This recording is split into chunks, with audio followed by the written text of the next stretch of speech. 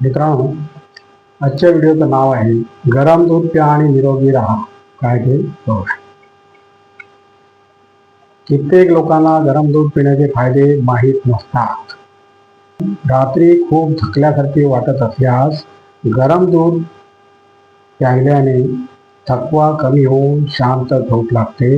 बद्धकोष्ठतेसाठी देखील गरम दूध घेतल्याने सकाळी पोट साफ होण्यास मदत होते. पुढे बघूया मित्रांनो.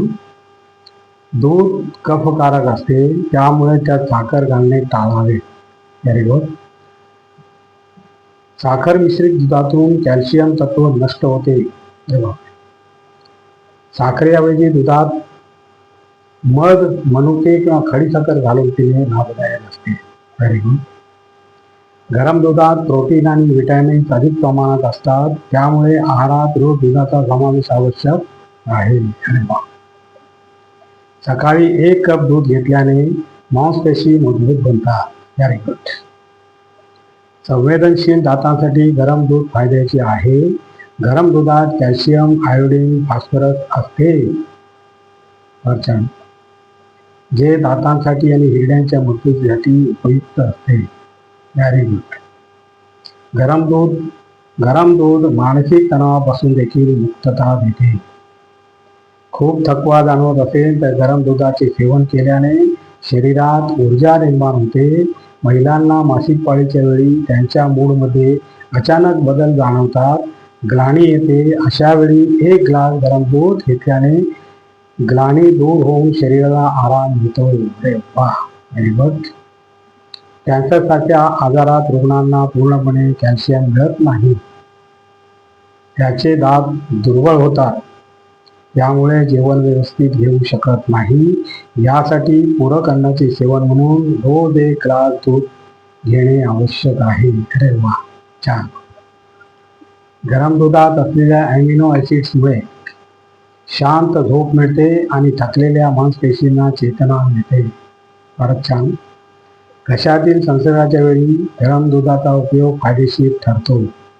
घशातील संसर्गाच्या वेळी गरम दुधाचा उपयोग फायदेशीर ठरतो. संक्रमित जीवाणूंना संपवण्यासाठी याचा फायदा होतो. गरम दूध शरीरासाठी ऊर्जा आणि चेतना देणारे असल्याने त्याचे रोज सेवन करणे आवश्यक आहे. आणि मित्रांनो, आणखी एक टीप आहे, दुधाविषयीच आहे, बघूया काय ते. दुधाचे आधुनिक प्रकार आणि गुणधर्म. पूर्वी दूध म्हटल्यावर गाईचे दूध, म्हशीचे दूध, शेळीचे दूध असे प्रकार पाहायला मिळत असत. Very good. म्हशीचे दूध दाट व गाईचे आणि शेळीचे दूध पातळ असे. पण दुधावर केल्या जाणाऱ्या प्रक्रियेपासून दुधाचे वेगवेगळे प्रकार पाहायला मिळतात.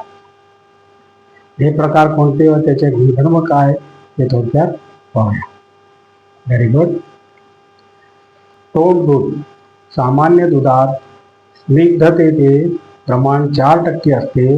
जेव्हा दूध उकळून त्याची साय हटविले जाते तेव्हा त्या दुधाला टोक दूध म्हणतात. हे दूध व्यक्तीने 900 मिलीग्रॅम प्यायला हवे. डबल टोन दूध काय बघूया. डेअरी दुधातील मलाई म्हणजेच साय हटविण्याची प्रक्रिया मशीनद्वारे केली जाते. अशा प्रकारे टोन केलेल्या दुधात स्निग्धतेचे प्रमाण 0.5% राहते. हृदयरुग्ण हे दूध रोज 200 मिलीग्राम पिऊ शकतात.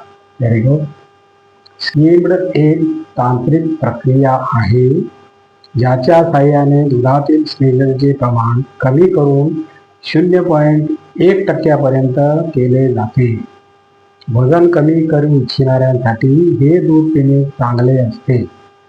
तसेच हृदयरुग्णांनीही हे दूध पिऊ शकतात. प्रमाण रोज 200 मिलीग्रॅम. Contained milk. अशा दुधात पाण्याचे प्रमाण अजिबात कमी असते. यामध्ये पौष्टिक घटक सधन असतात, म्हणजे भरपूर असतात. वजन वाढू इच्छिणाऱ्यांसाठी हे दूध लाभदायक असते.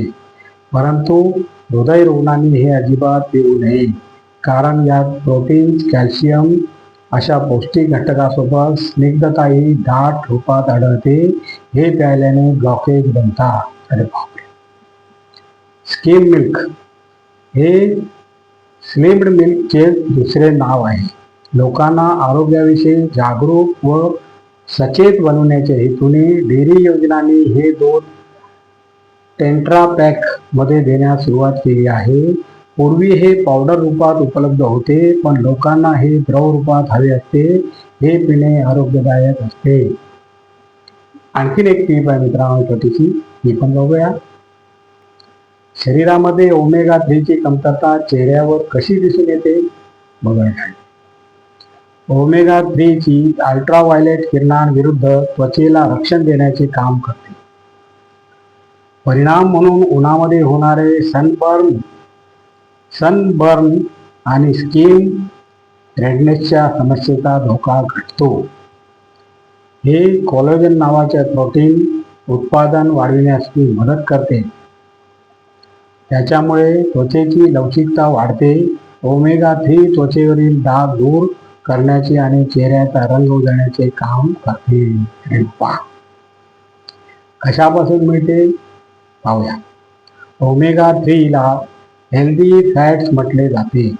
ओमेगा 3 ला हेल्दी फॅट्स म्हटले जाते.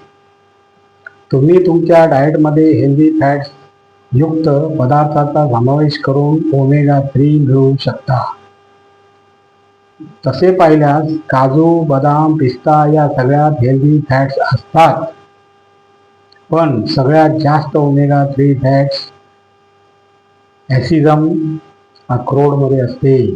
तसेच फ्लेक्स सीड्स आणि चिया सीड्स हेही ओमेगा 3 चा चांगला सोर्स आहे.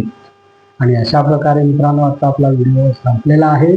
आणि तुम्हाला जर माझा व्हिडिओ आवडला तर लाईक करा, शेअर करा, सबस्क्राईब करा आणि कॉमेंट जरूर करा. नमस्कार. जय हिंद.